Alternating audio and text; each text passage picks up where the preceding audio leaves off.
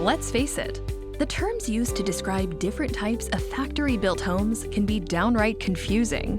Manufactured homes aren't mobile homes, and modular homes aren't mobile, and tiny houses aren't either. Fortunately, we're here with a quick guide to the diverse styles of prefab dwellings out there today, so you'll be extra confident when heading out in search of your new home.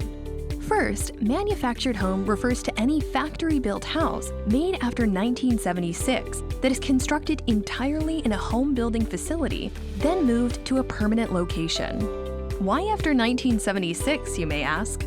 That's the year the federal HUD code went into effect, and along with it, stringent national rules for the safety and durability of these homes. Any manufactured home built before 1976 is called a mobile home. And while some people still think mobile home is a catch-all term, it shouldn't be used for any newer model. Modular homes are also built in an off-site facility, then assembled on-site at the home's permanent location.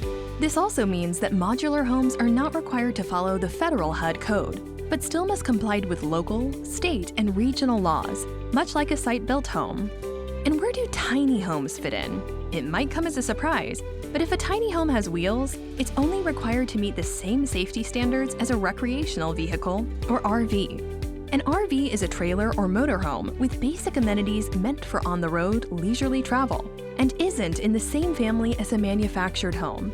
What's more, if a tiny home is built on a slab, it is often categorized as an accessory dwelling unit, not a site-built home, which leads to plenty of headaches around building codes and zoning regulations.